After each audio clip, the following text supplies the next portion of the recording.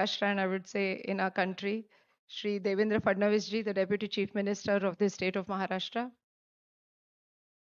keynote speaker for this valedictory function, and one person who inspires all of us, not just again in the city of Pune, but in the whole country, Dr. Mashelkar sir. My father, Dr. Muzumdar, the Chancellor of this university and a great institutional builder. Dr. Pankaj Mittal, the Secretary General of Association of Indian Universities, who's always been cooperative to partner with Symbiosis. My dear friend Nina Arnold from World Bank, she heads the tertiary education from World Bank. My colleague Dr. Rajani Gupte, Mrs. Muzumdar, other August members in the audience, and my dear academic friends. So first of all, let me thank you for honoring our invitation. It means a lot to us. It also means that the state supports us in such endeavors. So this 3 days of conference was very exciting for each one of us, right since the time we have been planning it. When Honorable Prime Minister Shri Narendra Modi ji got the presidency of G20 to India, we at Symbiosis were very excited, and we decided that we must, as a university, do a lot of events to not just sensitize our students in Symbiosis, but sensitize the young population of this state, as well as faculty members from different universities. We carried out several events through the year, sir. You're aware of it. The Y20, which was one of the prestigious events where youth from various G20 countries participated. And of course, youth from the remotest of colleges from rural Maharashtra also participated. It was a wonderful gathering right here in this very auditorium. Now, sir, since the last 3 days, we have academics, vice chancellors, principals of colleges, university leaders from across 46 countries. The only two countries that the G20 countries that were not represented were obviously China and Turkey could not come, but the rest are here. And apart from that, several other countries, so a total of 46 countries, which means that we have already branded Maharashtra and the city of Pune.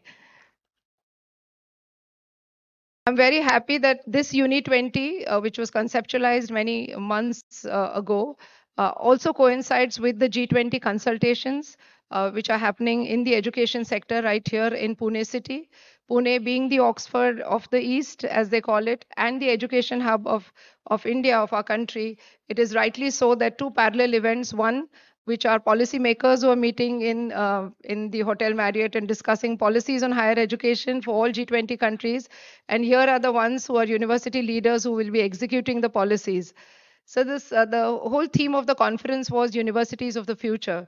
And through the 3 days, we discussed a lot. We were very happy to take many of the foreign delegates to industries around Pune. And I'm glad to inform you that all the industries in Pune were so excited that we had to finally cut down into a few sectors where our academics were interested in. And I hope that they found these visits very interesting. The whole idea is also to bring in a large number of foreign students from these different countries so that they experience what Indian industry is about. And there is an excitement amongst our foreign delegates about the same. For example, Australia, which is one of the largest participants here, and Monica, my friend, is here in the audience, is quite interested in sending their students maybe for an internship or a study in India program where they can spend some time in our industries. And I hope the government of Maharashtra, sir, under your leadership, will facilitate this, because even today, foreign students don't get to intern, nor do they get to work in Indian industry. I think we need to change the law, at least for the state, if that is possible.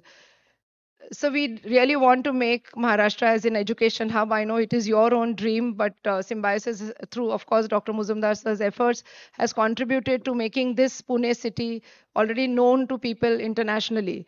But if the state has to be converted into an education hub of our country, it is possible under your dynamic leadership, but there will be a few tweakings that would need to be done, and I'm sure you will be more than happy to do that, because this city itself has the largest number of universities that any other city in India would have. And of course, the state also has a large representation. So in the city of Pune, we have the largest number of academics that you could ever see in any state, in any city in India, and over 600,000 students, and from 150 different countries that they come from all states of India as well. So truly, the city is an education hub, and we can further extend it to the state being an education hub. And again, our dear friend Nitesh Sugunani, who heads the KHDA at Dubai International Academic Cities, will be more than happy to help us. I won't take much time. I would just like to mention at the end that this Uni 20 will not just be one-off event. We would like to take these conversations and collaborations further. We also plan again through the Obrial Global, another very active network that I represent here in India. We would like to take this to the next G20, which is in Brazil. Mr. Rui Opperman was here, who's a very great influencer in Brazil, who advises the president there. And he has assured that we would take this Uni 20 to Brazil. And maybe after that, my friends from South Africa will also be happy to take this ahead. So I'm sure Maharashtra will contribute to not just the G20 presidency in India, but will also contribute to the higher education globally. So we want to create a voice of the global South. We certainly want to engage the global South with us. And I think India can play a major role, and more specifically, Maharashtra can play a major role in this. I thank you very much once again. And I, of course, thank Dr. Mashalkar, because his speech is something that we will really are looking forward to. And along with him, the speech of the dynamic Deputy Chief Minister. Thank you.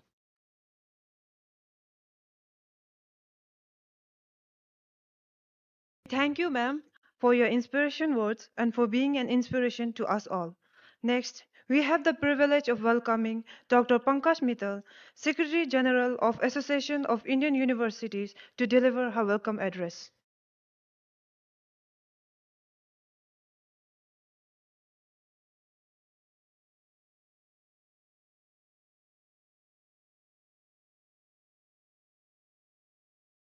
The chief guest of the valedictory program, Shri Devendra Fadnavis ji, Honorable Deputy CM of Maharashtra, Dr. S.B. Majumdar ji, who is the founder and president of Symbiosis, Dr. R.A. Mashelkar ji, former DG CSIR and a very, very eminent scientist, a good old friend, Dr. Nina Arnhold, who is a global lead tertiary education lead education specialist at the World Bank, Dr. Vidya Yadvekar, who is the pro-chancellor of SIU and the brainchild behind this conference, Dr. Rajni Gupte, vice chancellor of Symbiosis, and a very, very silent worker. You must have seen her working very silently. Vice chancellors, academicians, scholars, and dignitaries from India and abroad, dedicated faculty of Symbiosis, ever aspiring students of Symbiosis. A very good afternoon to all of you, and a very, very warm welcome to the valedictory program of the 3 days mega event Uni 20, which was packed with back-to-back sessions, excellent speakers from all over the world who spoke on the well-articulated themes of the conference, which covered the entire domain of the higher education. It was a real pleasure to and a great learning to listen to the views from global experts on varied topics, and I'm sure all of you are taking away with you a lot of ideas and action plan to be carried forward in future. The icing on the cake was the excellent arrangements made by Symbiosis, not only for very, very good sessions, but for our comfortable stay, very good, delicious Indian food from various parts of India, and the enchanting shopping experience consisting of saris, scarves, handicrafts, jewelry, and whatnot. Thank you, Symbiosis. Thank you, Dr. Vidya. The industry visits arranged on the day one were very, very educative. It was a pleasant surprise to know that all the big Tata Harriers and Safaris which we drive in are made by small framed all women workforce of Tata Motors. I mean, there are many, many takeaways from the conference, but I know very many eminent speakers are there. I'll just talk about three major takeaways. First is, which Vidya also mentioned, that Uni 20 was a sideline event of G20. So when we approached the Ministry of Education, so we got the sort of approval that Uni 20 will be a sideline event of the G20. And we have seen that when we held this Uni 20, the university leaders who were actually the implementers of all the policy, they deliberated and worked on what will work and also how it will work. So it was very, very successful. So our desire, keen desire is that next year onwards, we have also spoken to Roy, as told by Vidya, next year onwards, Uni 20 should become a main event of G20, not the side event. So India has initiated let Brazil continue, and then South Africa, and then next nations may continue. So that was the first takeaway, that Uni 20 should become a major event of G20 in years to come. Second, the conference main theme was making world a better place to live in. And there was an example of half-filled glass. I mean, optimist will say that the glass is half-filled. The pessimist will say that the glass is half empty. But India is super optimistic. They say glass is neither half-filled nor half empty. The glass is fully filled, half with water, half with air. And this is the view expressed by none other than the Honorable Prime Minister of India, Narendra Modi ji, in one of his talks. So, what we want to say is that we need to create a more humanized approach to life based on cooperation rather than competition, peace rather than war, clean environment rather than global warming, and working together rather than working in silos. So this was one of the takeaways. And universities have a very, very great role in this transformation and in creating a better humanized world and creating India or the world as a knowledge economy. Third and the last, which I'm going to talk about, is partnership and collaborations. It was felt by everybody that partnership and collaborations are very, very important, especially in the today's networked world. And many researches have shown that working in isolation will not help. Collaborative learning helps. And even in the world of research, if you talk of field weighted citation index, the researches which are in collaboration with national or international authors are having much, much more higher field weighted citation index. So it is very important to collaborate. So therefore, I would like to thank each one of you for the excellent contribution made by everyone who is present here. And I'm sure we'll cross our paths again. So thank you very much. Thanks for being here, and thanks to the dais, and thanks to Symbiosis. Thank you very much. Thank you very much, ma'am.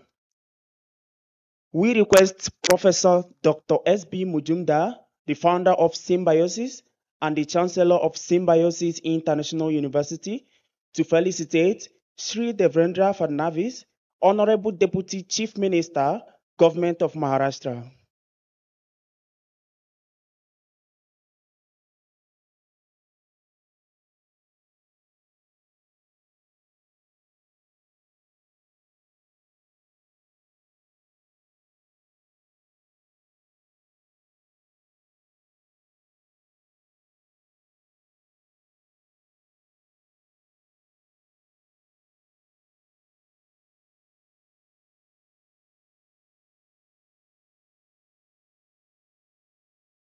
We also request Professor Dr. S.B. Mujumdar to felicitate Dr. Aru A. Mashelka, eminent scientist and former Director General, CSIR.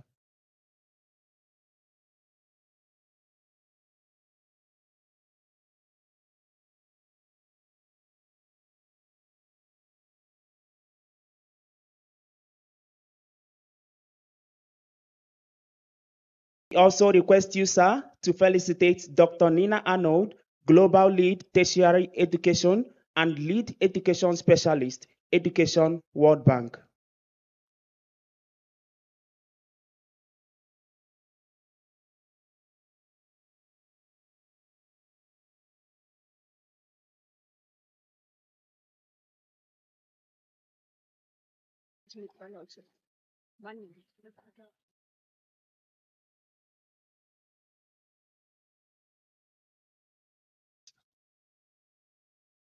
We also request you, sir, to felicitate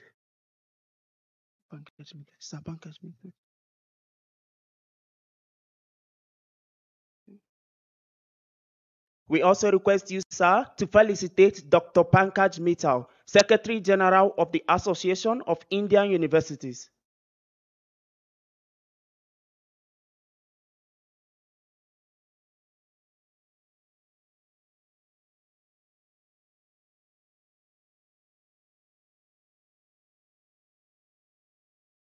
Thank you, sir, for your invaluable contributions and for honoring our distinguished guest. Today, we have the privilege of witnessing a significant milestone as Symbiosis International University is awarded the prestigious 2000 word certificate by the Swiss government. This recognition is a testament to our institution's commitment to sustainable practices and innovation. We invite every G20 university to prove their green aspirations and become one of the global family of sustainable universities. The world is one family.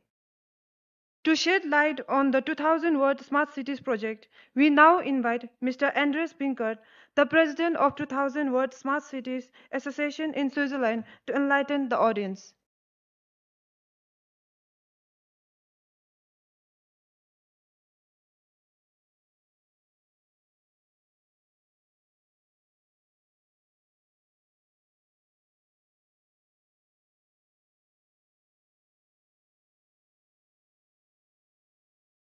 Honorable Deputy Chief Minister, Chancellor, and other dignitaries, ladies and gentlemen, dear friends. 2000 Watt is a philosophy offering a fair path towards net zero. 2000 Watt Smart Cities is also a scientific methodology showing how far we are on our way to net zero, balancing socio-political aspirations. It includes SDGs, it includes ESGs, and helps states, cities, communities, technical companies, and campuses fulfill their promise. Again, net zero. 2000 Watt Smart Cities is connecting the developing world with the developed world by showing who must reduce consumption, but who must also be allowed to develop and prosper. Our 2000 Watt Smart Cities team is ready to handhold stakeholders through capacity building, through consulting, and through building partnerships for a green and better world. I invite every university and every urban neighborhood to follow the example of Symbiosis International University and become a member of this global family of sustainable communities. Thank you.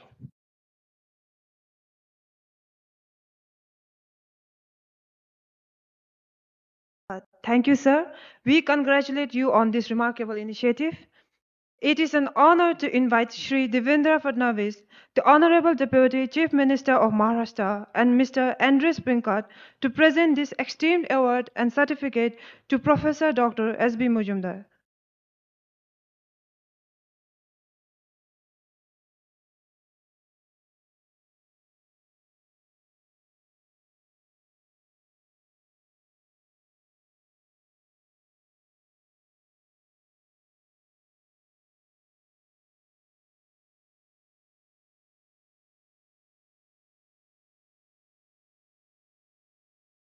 Thank you, sir, for gracing us with your presence and for recognizing our efforts towards building a sustainable future. It is with great pride that we invite our esteemed founder and chancellor, Professor Dr. S.B. Mujumdar, to address us.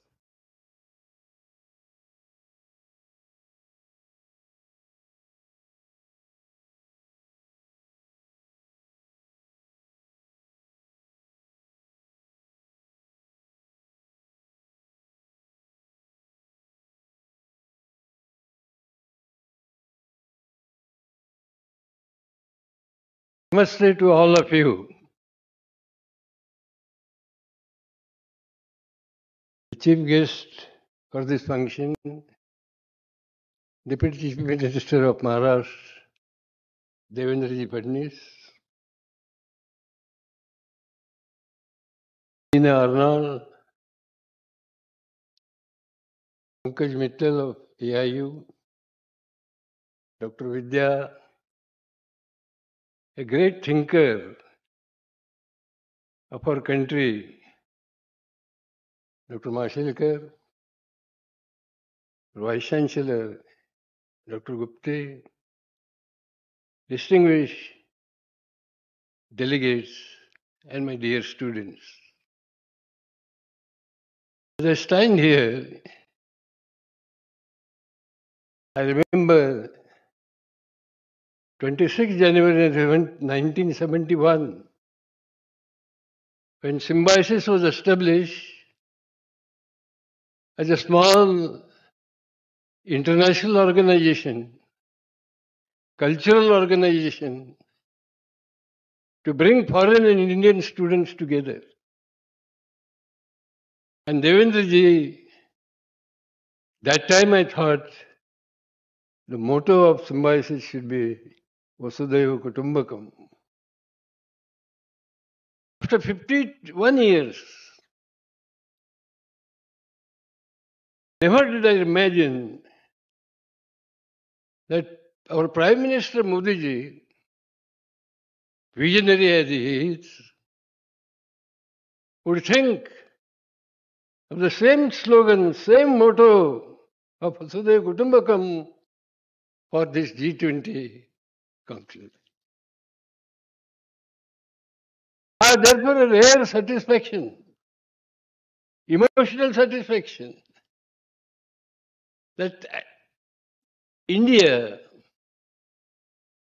has now adopted this slogan of Vasudhaiva Kutumbakam. We have in our auditorium delegates from 47 countries, students from several states of India. You will not find any other place at this time and today to have such high density of intellectuals sitting under one roof. And therefore it is a pleasure for me and for all of us in Symbiosis that you should be here to a chief guest for valedictory function. Sir, there is one word before Vasudhaiva Kutumbakam, and that is Udara Charitanam tu Vasudhaiva Kutumbakam. Those who have noble hearts, those who have large hearts, those who have generous hearts can only think that the world is one family. So it is this university which endeavors, strives to make the hearts of students broad, mind, and noble. And therefore, it is a great satisfaction for all of us that we have assembled here to celebrate the great ancient Indian concept of Vasudhaiva Kutumbakam. And you are the chief guest of this gathering. Host is not supposed to speak much. And therefore, I only thank all of you. And again, I wish you all the best. And therefore, my only suggestion to all delegates is, please take the spirit of Vasudhaiva Kutumbakam. Please take the spirit of Symbiosis. Thank you.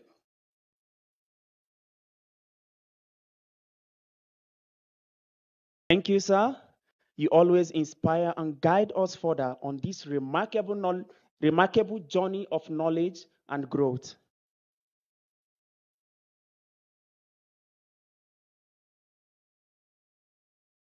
We now have the honor of inviting Dr. Nina Anhold, the Global Lead for Tertiary Education and Lead Education, specialist at the World Bank, to enlighten us with her thoughts and insights into the future of education.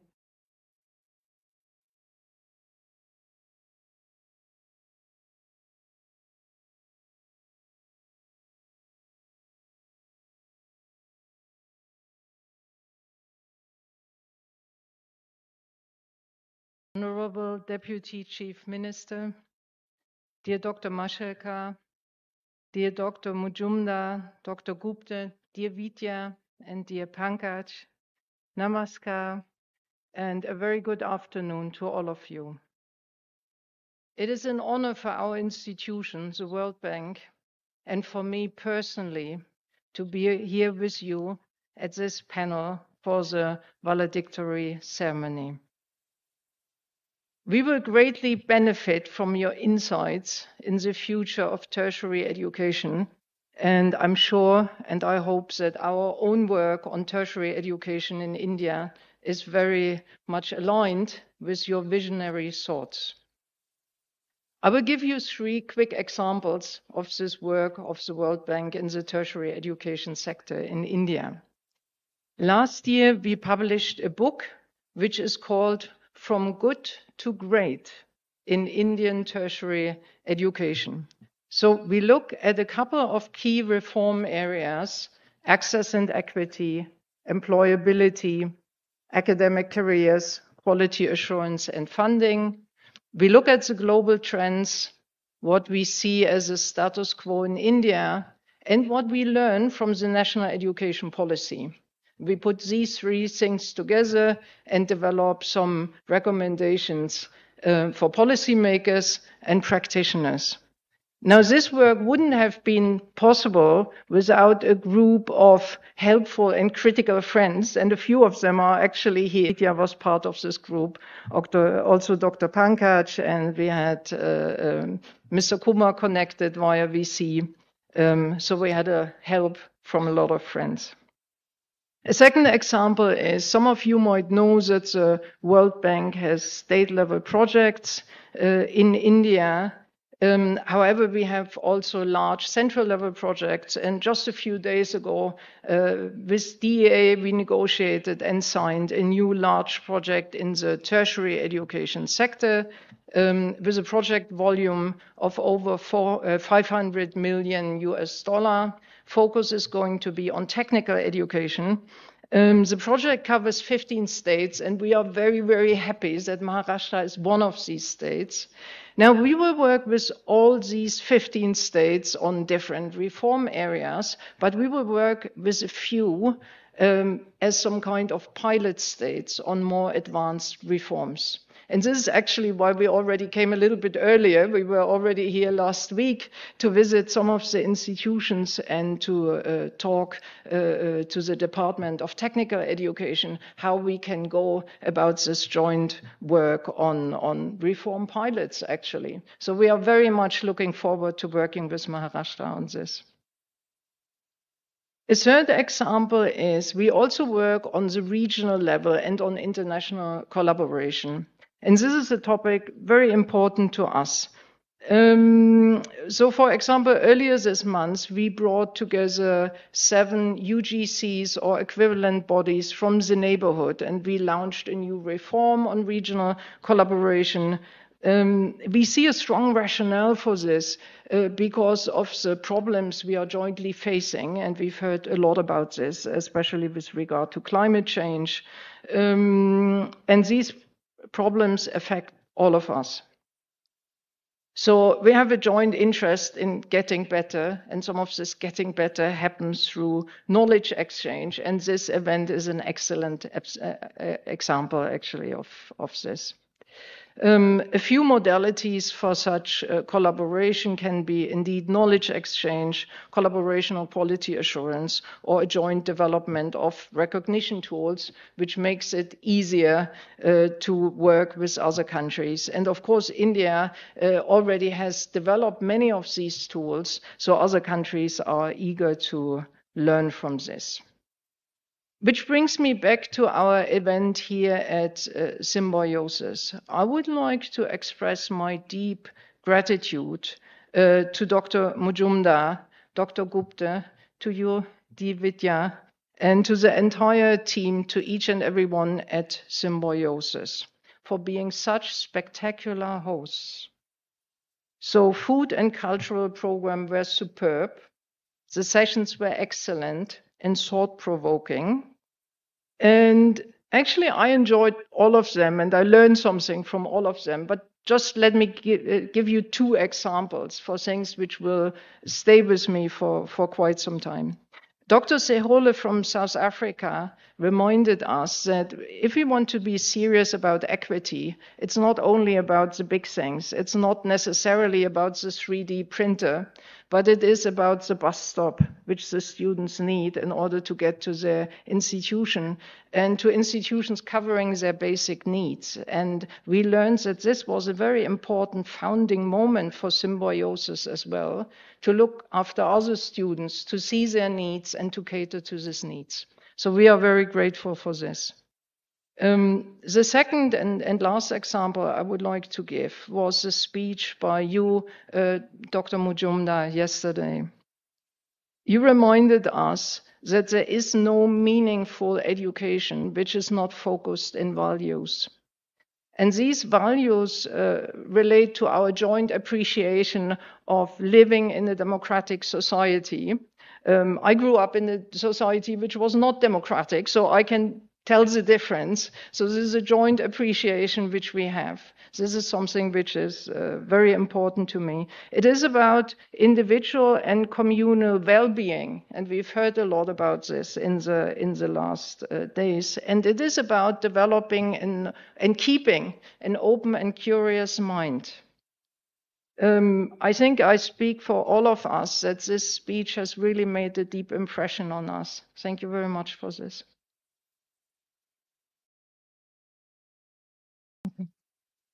Let me close by saying that one of the focus areas of this event was the transformative role of universities.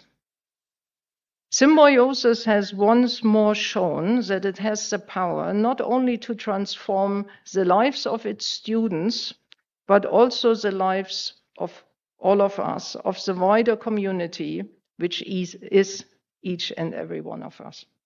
So thank you very much, Honorable Deputy Chief Minister. Thank you, Dr. Mashelka, and thank you, Symbiosis.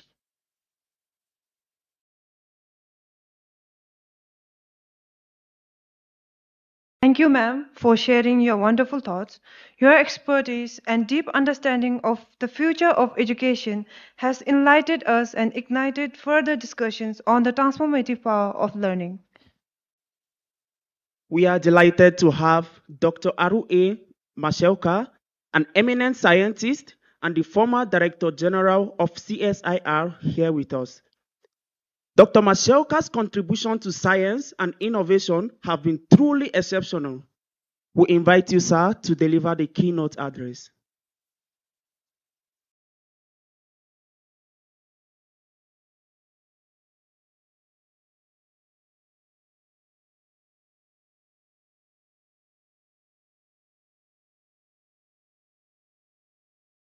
Our Honorable Chief Guest, Deputy Chief Minister of Maharashtra, most beloved, most respected Sri Devendra Fadnavis ji, most revered Dada, as we call him affectionately, Professor S.B. Muzumdar, Dr. Vidya Yerodekar, Dr. Nina Arnuholt, Dr. Pankaj Mittal, Dr. Rajni Gupte, distinguished university leaders from G20 countries that I see here, and this great eminence I see in this audience, ladies and gentlemen. First of all, I must say how grateful I am, how privileged I feel, how honored I feel to deliver this valedictory address. Pune, as was described, is the educational and cultural capital of not only Maharashtra, but much more than that, as we all know. Symbiosis is a unique institution, as we know, for a number of reasons. And one of them is that its founder, Professor S.B. Muzumdar, is a Vishwaguru.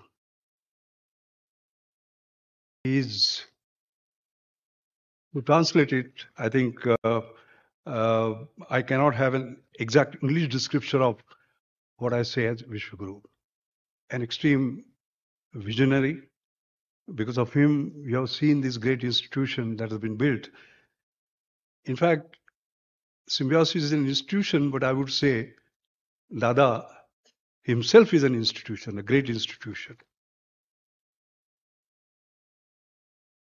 I recall again, he gave us this, reminded us rather of Vasudhaiva Kutumbakam.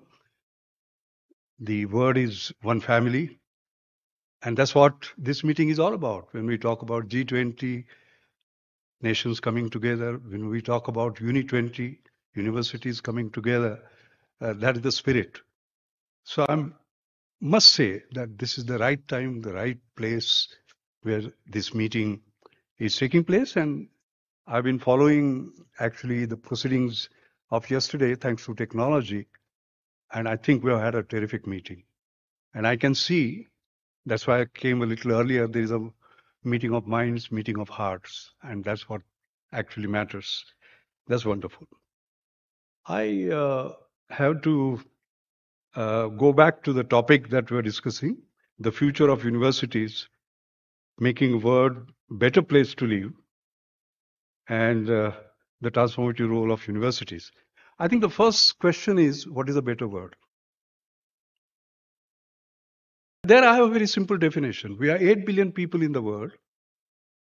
If there is a smile on the face of each of the 8 billion, I think that's a better word, and not just privileged few.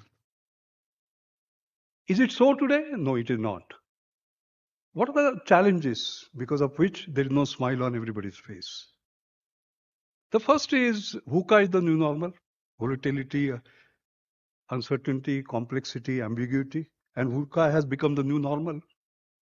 We had COVID, then we had Ukraine. We don't know what else will come and when it will come. The second is asymmetry, increasing inequalities. Rich are getting richer, poor are getting poorer. The third is disruption that is taking place because of exponential technology, climate change, and so on. The fourth is polarization. Dada, you talk about Vasudhaiva Kutumbakam, but as you can see, rather than globalism, nationalism is growing. It's going the other way around. And the fifth is trust. I think there is a great trust deficit because the institutions which society built, actually, we have to ask a question, can we trust them and are they sort of trustable at this point in time? So therefore, when we say that the universities have to transform it, it's very clear that universities can't do that. Universities will produce people who will be transformative leaders and who will transform them. Devendra ji, you are one of them, and we look to you with great expectation. And therefore, we have to look at each of these global challenges and see what education can do. Take, for instance, VUCA, volatility, uncertainty, complexity, ambiguity. So when that happens, like when COVID happened, how do you still survive, succeed, and remain resilient? So resilience becomes the key. Now, what are the features of resilience? Agility, adaptability, resilient thinking, autonomous innovation, I mean, whole range of things. So we have to ask ourselves, in your universities, is there a subject called resilience? Are we building those attributes on resilience? Are we testing the students out on resilience? All right, I sort of will have more to say as we come. So I think I can take each one of these points and what we need to do in order to address these global challenges, right? Because there is universities of the future, but what is our future? I think is what we need to reflect on. That's the first. Then before I begin, I must do a confession. And the confession is that you will hear the word I many times, and you have to pardon me. Because I'm 81 now, and I've seen a lot in my life. So what I'm going to talk about is based on the book of my life. What I've learned, what I've seen. I've succeeded somewhere, but failed many times. So what are the lessons that I draw? As far as education is concerned, I've been a student. Very proud to say, Devendra ji, I studied in a municipal school, Marathi school. It didn't make any difference. I did my PhD here, despite all the scholarships that I had. So I'm a total local product, national product. That's the first thing. The second is I've been a teacher. I've been a chancellor. I was joking on the other day. I'm a chancellor of an 80-year-old institution as well as 80-day. 80 year being our UDCT. I'm an alumna. I'm an alumnus of that, and 80 days is the Jew Institute. I've been also Chancellor of ACSI, Academy of Scientific Innovative Research, which is very unusual. It is not placed at one place, 40 laboratories spread all over, and so on and so forth. So I learned something from that. I looked at some of the best universities. I've been visiting professor at Harvard University for 7 years. No matter what index you use, Harvard comes always at the top. So some glimpse into what makes Harvard what it is, or University of Delaware in US, or Monash University. I've been visiting professor there for 15 years. I learned a lot. In terms of policies, by the way, there are 16 Mashilkar committees. The very first one was conversion of regional engineering colleges into NIT. And the last one, Maharashtra government, the new education policy, its implementation. I'm very happy that under dynamic leadership of Devendra ji, the way we are moving on, implementation of this is actually phenomenal. So I think the main point I want to make is that this is my learning. And based on that, what I've learned is what is going to sort of better. Now I will say you are a scientist, so we expect you to start with an equation. So I will not disappoint you. I will start with the equation. There is a discussion on what is the most powerful equation that the scientists have produced. So somebody got up and said, Newton's second law, force equal to mass into acceleration. I'm testing out. And somebody said, no. It is Einstein, E equal to mc square. E is energy, m is mass, and c is velocity of light. I was sitting quiet. They said, but you didn't say what would be that? I said, not Newton, not Einstein. They said, what? Not Newton, not Einstein? I said, no. The most powerful equation is E is F.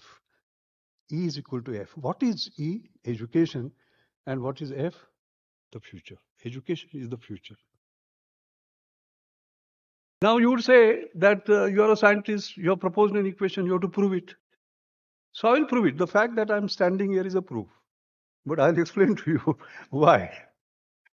I think one of the most powerful proofs came on 17 March 2000. On that day, what happened?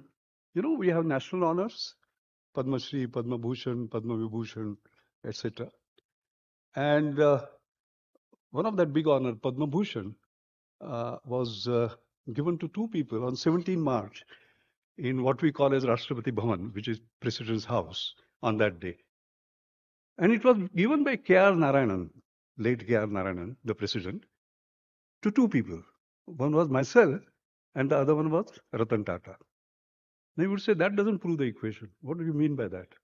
So I'll tell you why I say that. K.R. Narayanan was born in a very poor family.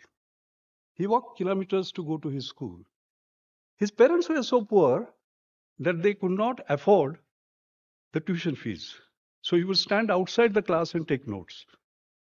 And then some miracle happened in his life. He got Tata scholarship. Okay. And then he went on and built his career up and grew so much that he became the president of India. My story was not unlike.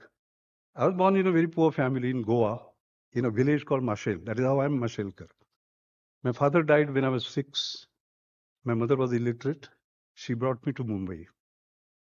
I walked barefoot until I was 12. I studied under street lights. 2 meals a day was a challenge. In secondary school certificate exam, 11th standard, त्यावेळी 11वी असायची. I stood 11th among 135,000 students. And still I was going to leave education because I could see the struggle of my poor mother. And then the miracle happened.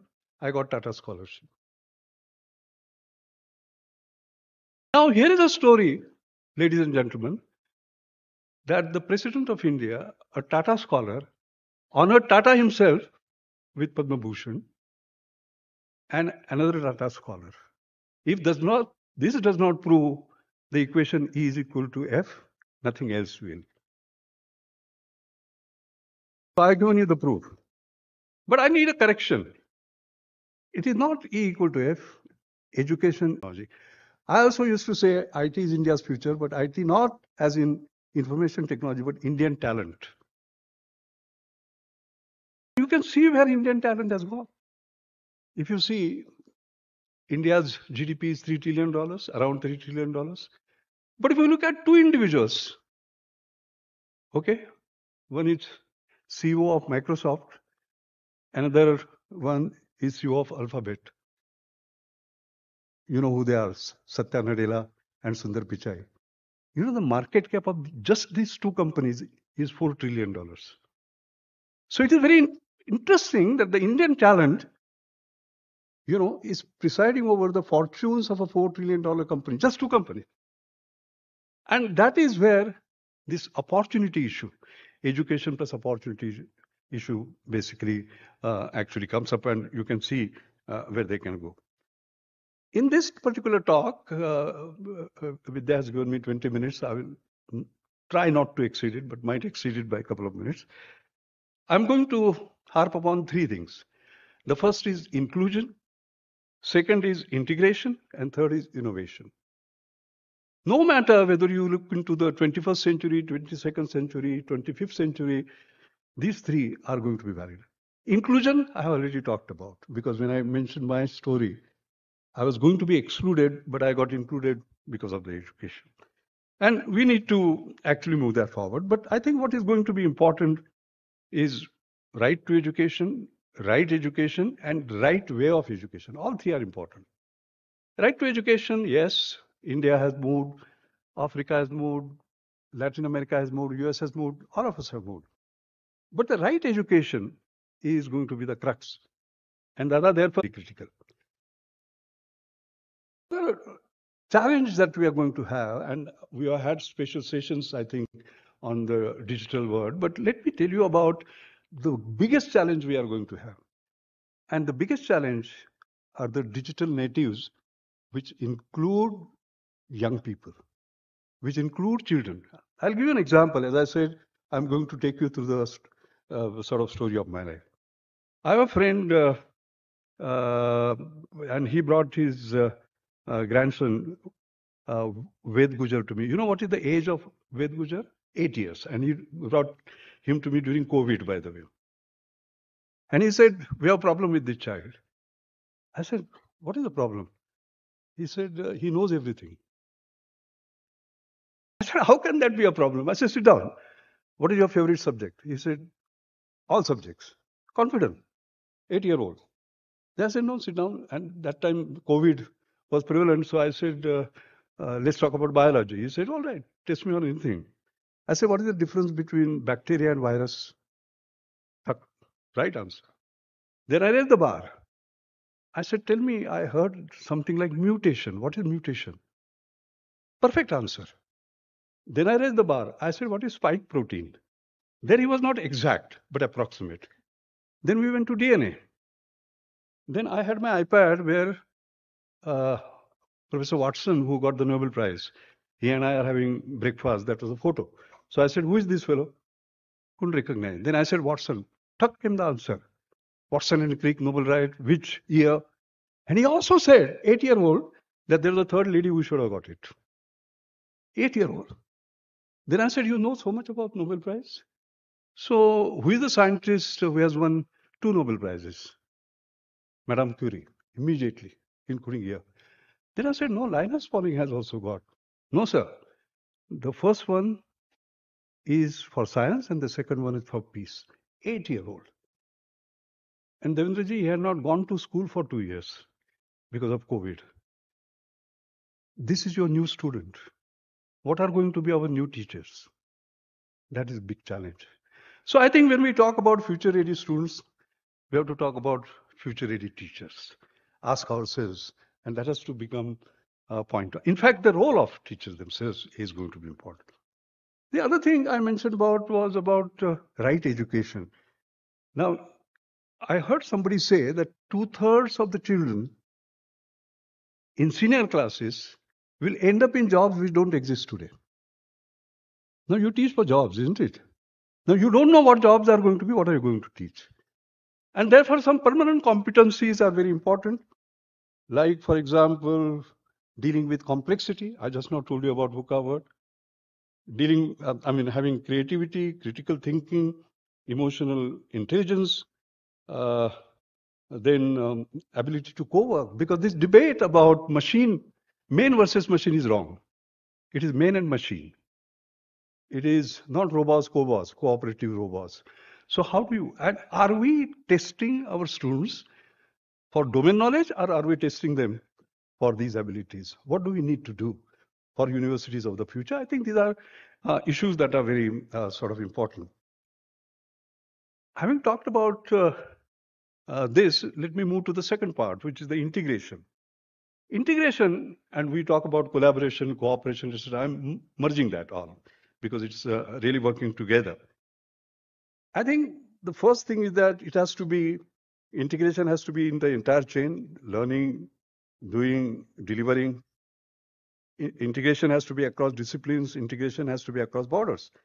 For example, education, it disseminates known knowledge. Research, it creates new knowledge. And innovation converts knowledge into wealth and social good. And of course, for that, you require entrepreneurship, because you can't create wealth unless you are an entrepreneur. And therefore, integration of this in every university becomes important. You can't just be teaching. All right, that's the first. The second is access across disciplines. I remember this Queen Elizabeth Prize of Engineering, which is equivalent to Nobel Prize in Engineering. I became its jury member, and they had interviewed me on what is the branch of engineering which is going to be most powerful. And I said, not chemical engineering, not metallurgical engineering, not mechanical engineering, solution engineering. Your ability to solve a problem in terms of getting all possible disciplines together is the key issue. In fact, in 1995, I had given this borderless chemical engineering science talk, P.V. Danckwerts Memorial in London, where we made this point about borderlessness between even engineering and science. Forget about boundaries between science breaking, like biology, chemistry, physics, but also between engineering and science. And there is a big debate in MIT on that subject a little later. How do we create borderless minds, for example?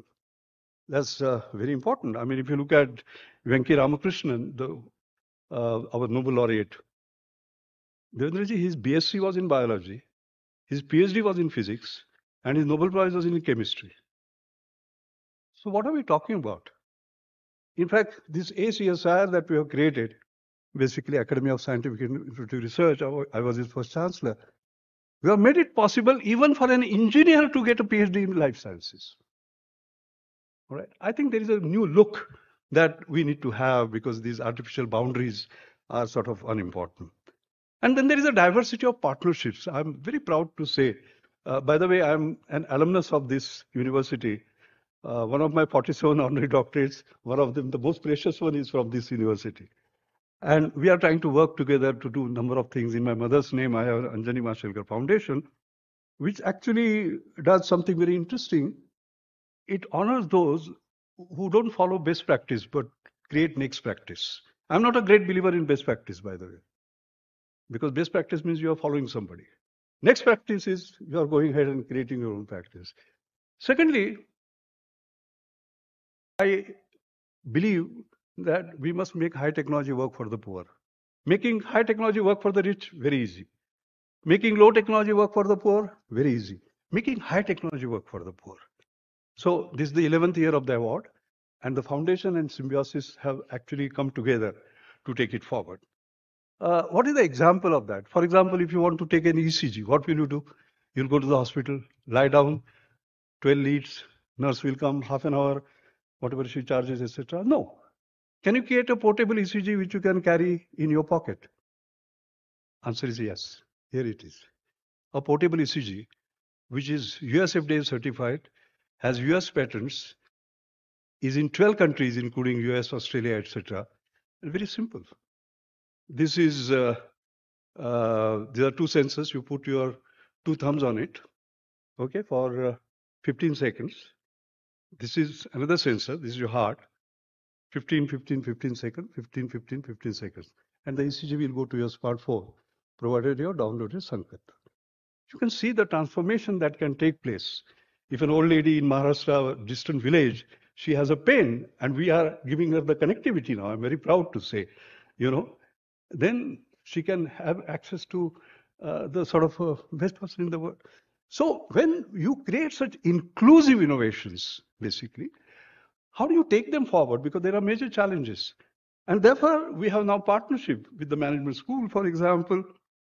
And we have students from engineering, medicine, law, communications, design, etc. They will work with the founders. It's a win-win situation. They're working together, taking it from mind to marketplace, finally, and making a big sort of a difference. And we are very, very excited about it because it's a win-win. Because, finally, as you said, Dada, morality, ethics, compassion, empathy. I mean, engineer without empathy is no engineer. So how do you create that? By doing projects of this kind, because then they will see what the sort of real world is like, and etc. And I see no reason why G20, all universities, cannot create such models. So when I talk about integration, it is integration of all kinds. I'll give one more example, Vidya, in terms of how far we can go. Can you just imagine an undergraduate student getting sort of engaged in drug discovery? You will say only PhD students. No.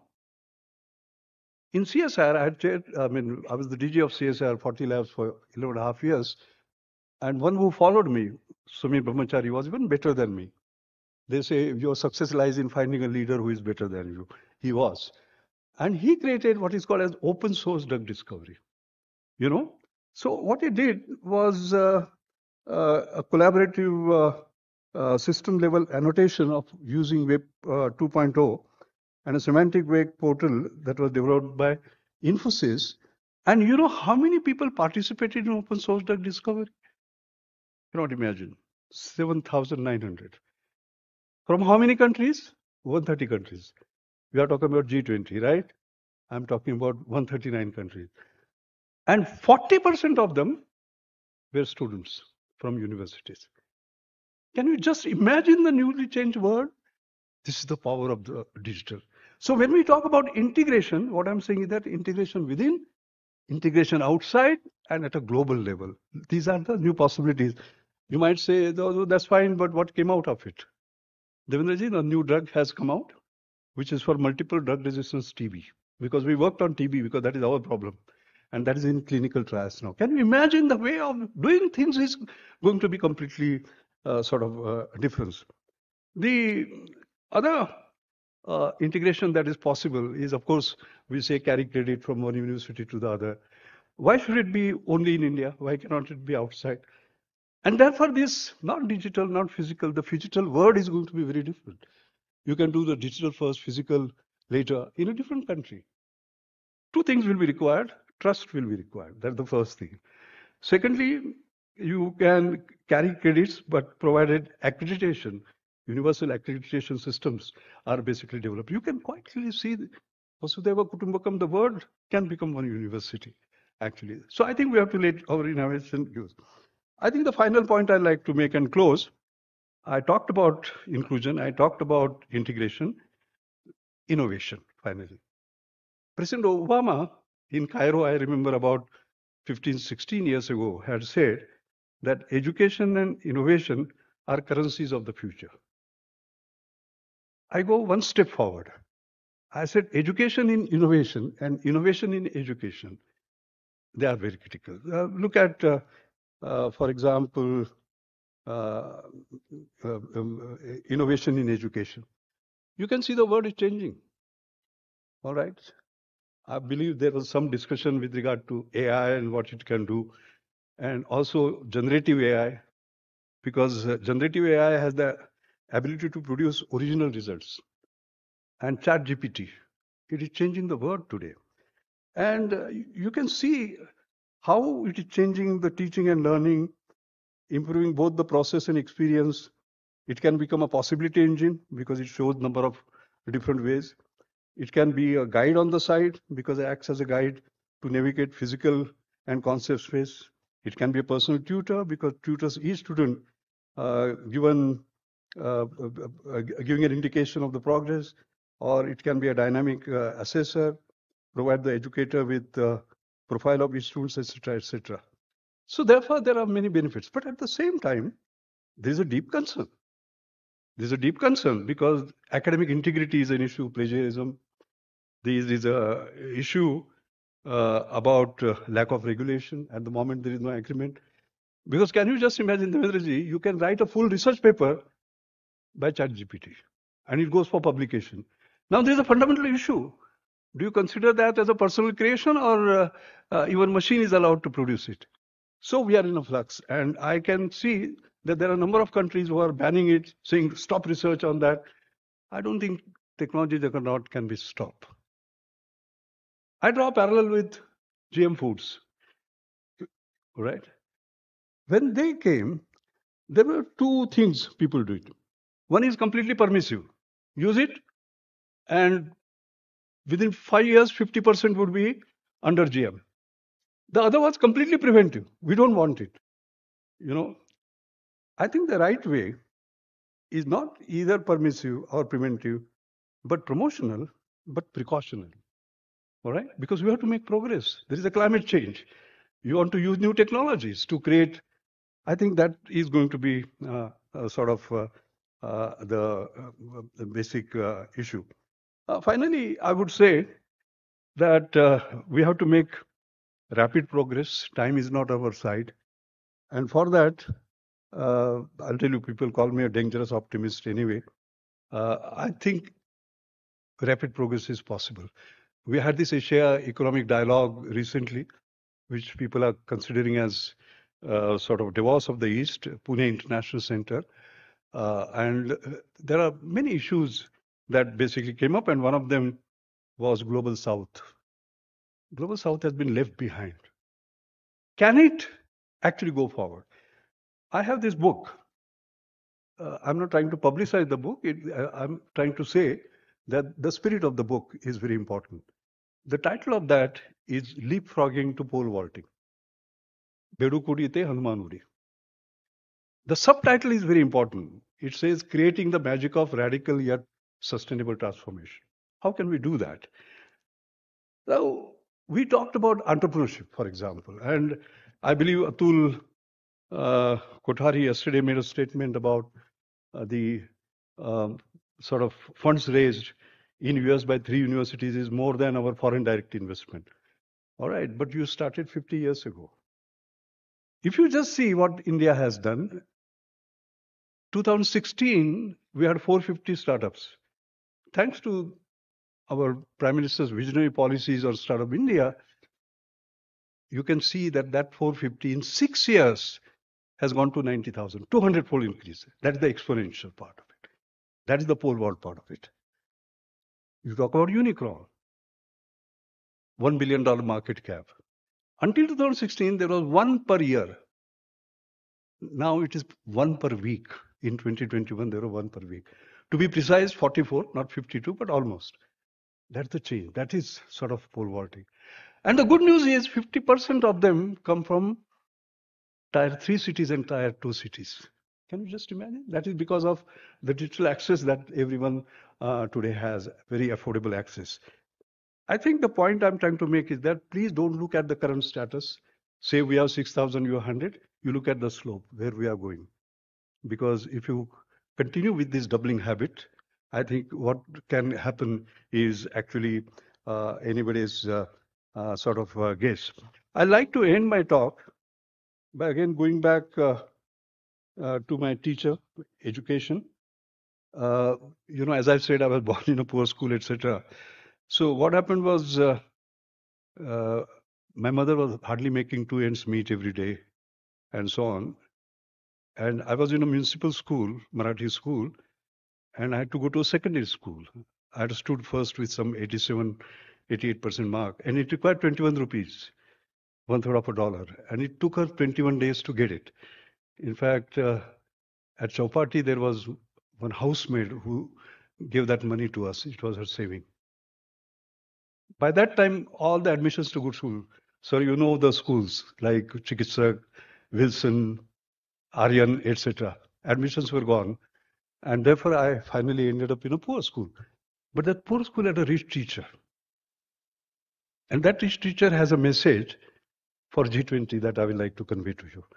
What he did was that he did not believe in chalk and talk. He believed in learning and doing, etc. And one day he took us out into the sun. He had this convex lens in his hand. He had a piece of paper. He moved the convex lens up and down, and a bright spot came. When the bright spot came, he told us, this is the focal length. Then he held it for some time, and the paper burnt. And when the paper burnt, he turned to me for some reason, and he said like this, if you focus all your energies, you can achieve anything in the world. You know, in all our lives, there's a wow moment. This was a wow moment for me. Why? Because it told me philosophy of life, focus and you can achieve anything. And secondly, science is so powerful, I must become a scientist. But as I grew, Devendraji, I saw more in it. What was it? The convex lens, you can see, sun's rays are parallel, right? And what is the property of parallel lines? They don't meet. What does convex lens do? It makes them meet. That's the leadership we require. Race, religion, language, the difference between different nations, G20, all right? How can we create convex lens leadership to bring all together and create that energy of that paper being burnt or the equivalent of it? That's what we require. India, in its presidency, is trying to bring all that together. I'm happy Brazil is going to be there, then South Africa is going to be there, you know, and so on and so forth.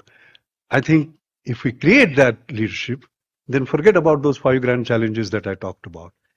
We will create a world where there will be a smile on the face of 8 billion people. Thank you.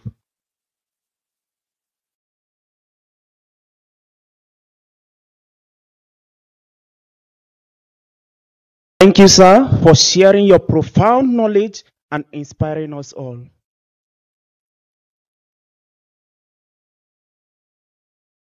It is a privilege to have Shri Devendra Fadnavis, the Honorable Deputy Chief Minister of Maharashtra, as our esteemed chief guest. We invite you, sir, for your address.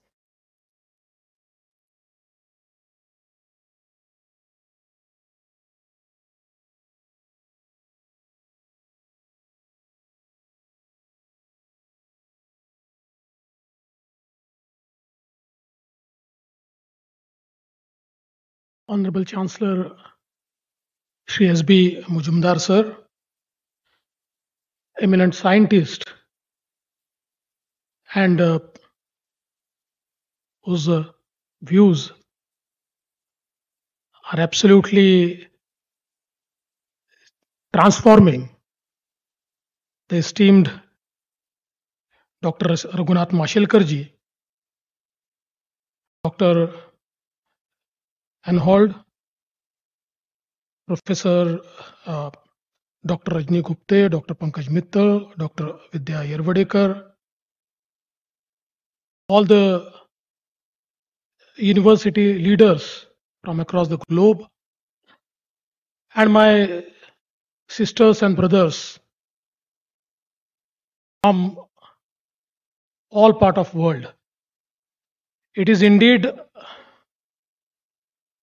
a great moment for me to be part of this valedictory function of Unit 20 with a theme, Future of Universities. Just look at my position. Amongst all doctors, I was the only patient. Patient in a sense, I was waiting for my turn to speak. Patience always pays. And that is why I could hear the views of Dr. Mashelkar, which are really enlightening. And I'm at loss of words. With such eminent people on the dais, with global university leaders amongst the audience, I do not know how to and what to speak about the future of universities. But let me tell you, I represent a fraternity which can tell Sachin Tendulkar how to play cricket, or Messi how to score a goal, or Rafa Nadal how he should use his forehand. So I think if you ask me, describe the future of universities in one word, I would say Symbiosis International University. That is the future of university. I think when we talk about education, the Indian ethos have always been about holistic development of a person. It was never about an informed individual. It was about a knowledgeable individual, a person who possesses knowledge. And I would like to quote Swami Vivekananda, who said, education is not the amount of information that is put into your brain and runs right there, undigested all your life. We must have life building, man making, character making, assimilation of ideas. And I think this is what is perfectly and precisely we need to do through our education system.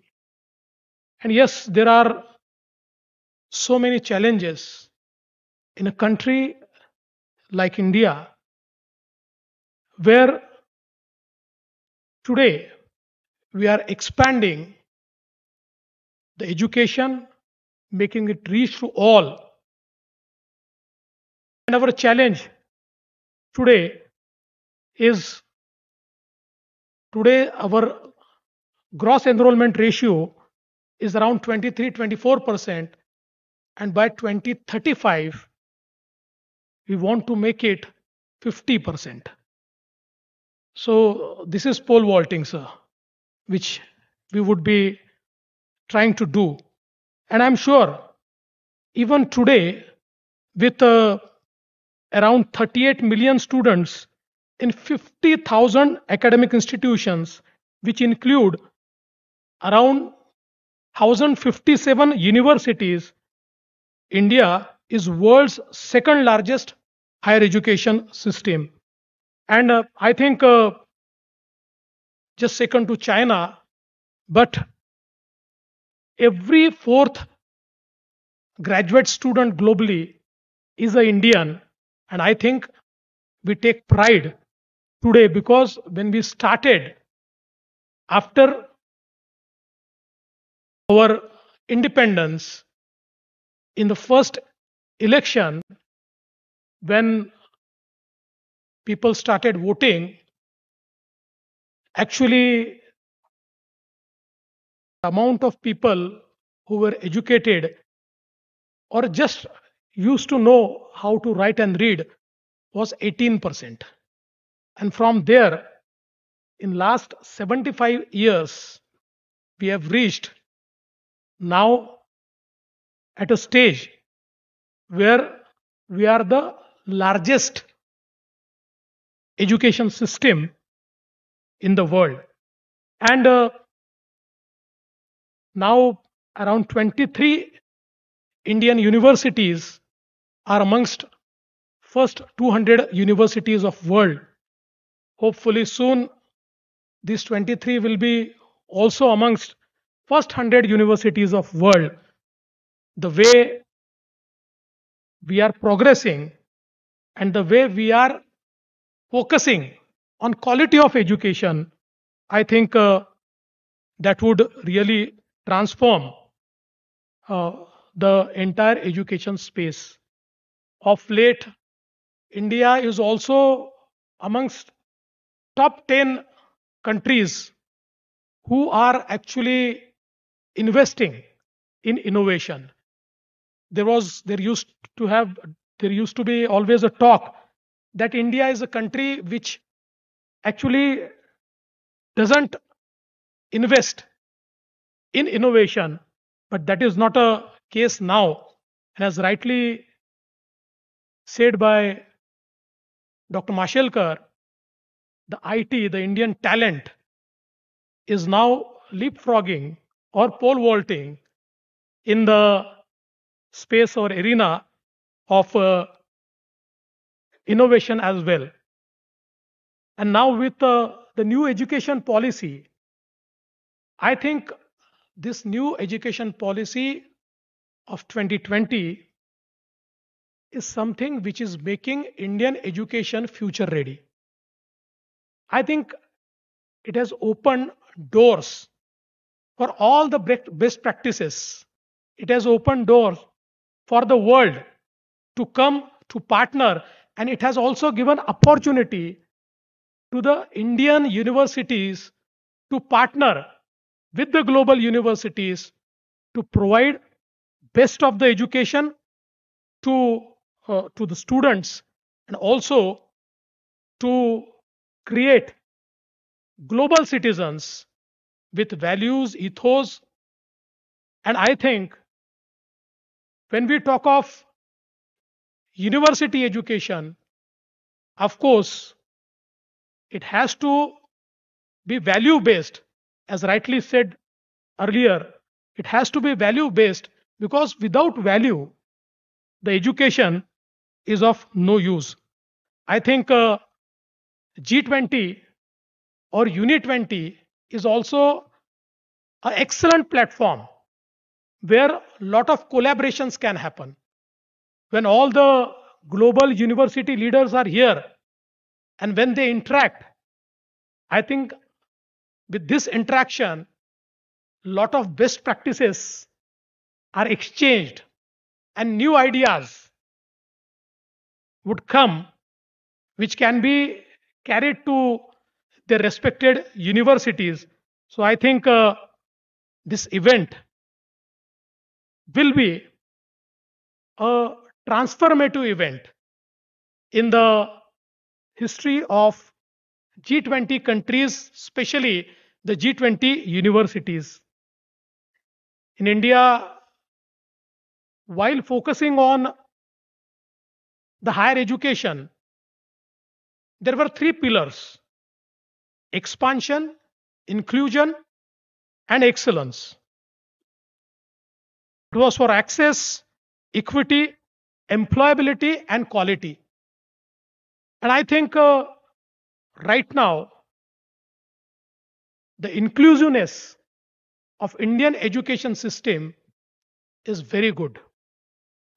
We have devised many ways to include all the vulnerables or all those who aspire to take university education.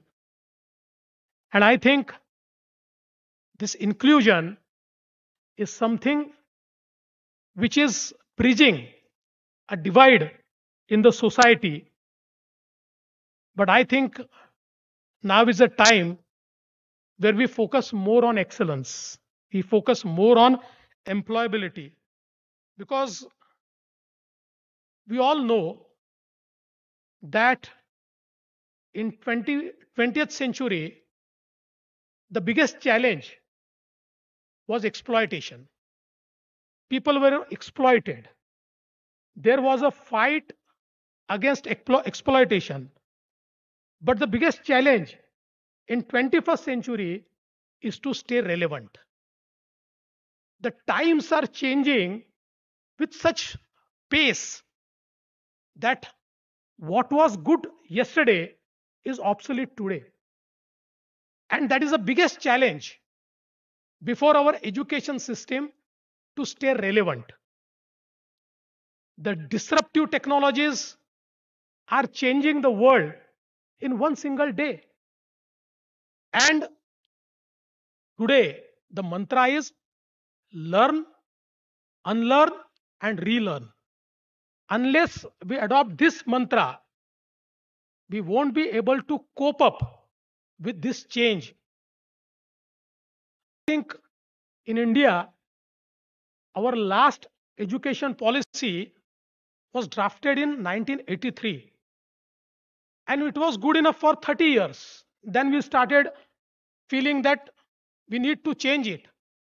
But today, every 5 years, things are changing in such a way that they are making all the things which we used to study obsolete. There will be a different situation in 2025, another situation in 2030, and absolute different situation in 2035. So I think the biggest challenge before our universities is to be future ready. And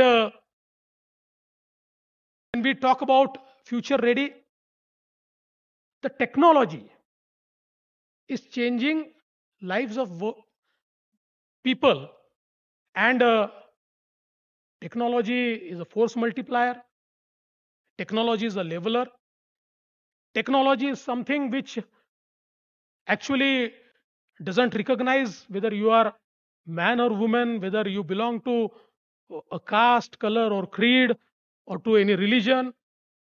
It serves everybody. But that technology has posed a lot of challenges. And I think the solution to those challenges will also come from technology. As rightly said by Dr. Mashelkar, that if the entire thesis is created on chat GPT, what to do? But again, few days back, I was going through an article where it was about one startup, and they have come out with a solution where their engine can actually point out whether any answer, any thesis is out of plagiarism, whether it is taken from somewhere, whether it is a borrowed thought. So I think technology is changing both ways. Now is a time where we need to use that technology to make our lives better. And I think when we talk of Indian aspiration of going from 23% to 50% GER in 12 years, how are we going to do that? It is only technology which will enable us to do that. Because in the COVID, we have experienced that even online education can serve those who have never imagined that they will ever be able to do things online. Minds are changing. The new generation is born and brought up with technology. And I think today, when we see a lot of platforms who are giving online education, there are startups where 24/7 a teacher is available, and you don't have to ask Google or Chat GPT. You can in person interact with the teacher when you are registered, and the teacher 24/7 replies you and gives you reply to your query. Then I think this is something which is changing the way education used to be. But having said that, people feel that would universities be required? Would everything become online? I think that's not the case, because ultimately we are social animal. We require people with us. We require friends. We require people to study with. Why universities are the platforms where the ideas are born, where people interact with each other, where their minds interact with each other and come up with life changing solutions. I think if we embrace the technology in proper way, we will be able to cope up with the challenges put forth by the technology. Now, data science is something which is changing the lives of people. We all have been hearing that data is new oil and data has surpassed oil in its real value. And that's a real case.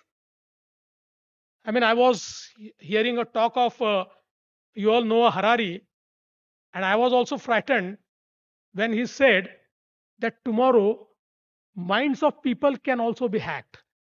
Until today, we could hack the machines. But he said there will be a time, or the time has already come, where the machines will understand humans better than the human understands, because we are spending so much time on different platforms that those platforms are actually, with our data, they are able to predict what are our habits, what we like, what we dislike, how are we going to behave. And I think that is a way through which minds of people can also be hacked. So I think when we say that this is interesting time, this is also challenging time. But I am sure that humanity and the human minds have stood tall in every challenge. And I think universities are the places where challenges are accepted and solutions are offered. Today, our universities have become startup hubs. So many new startups are actually being hosted in various universities. Recently, IIT Mumbai, IIT Bombay, we had interaction 2 days back with them, and we are starting a drone center with IIT Bombay. And it would be one of its kind, where everything will be centrally monitored. Today, you have different pilots using different drones. But what we are really going to do is there will be a central depot, and depot in every district. And through central command and control system, all the drones will be controlled. And in the different field, like in the field of agriculture, where you require to monitor the life cycle of a crop, or at times you require to have spraying for pest control, all this can be done with a automation from one single command and control system. And I think the technology, the 5G, augmented reality, virtual reality, all these things have changed the way we used to do our business.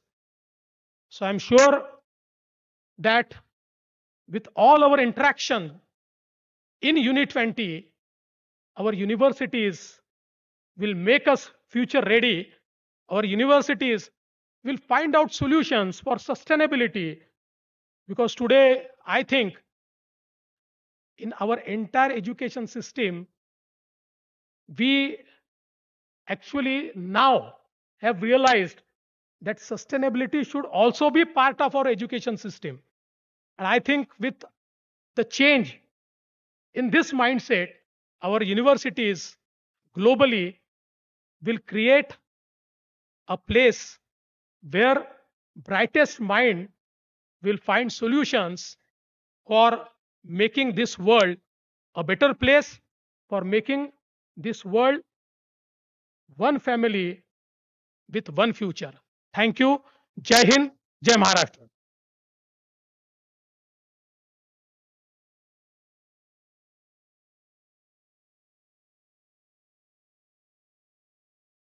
Thank thank you for your recognition and support towards the importance of education and its transformative impact. We are grateful for your impactful and encouraging words.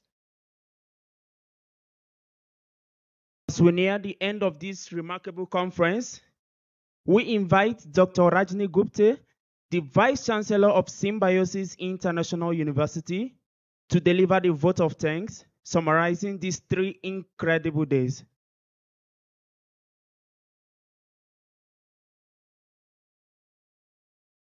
Good evening. I know that all of you are possibly thinking of your flights, but I think this is the right opportunity for me to express gratitude and for everything that has happened in the last few days. So if you'll bear with me, I will be very, very quick. Respected Dr. S.B. Muzumdar, the Chancellor of Symbiosis International University,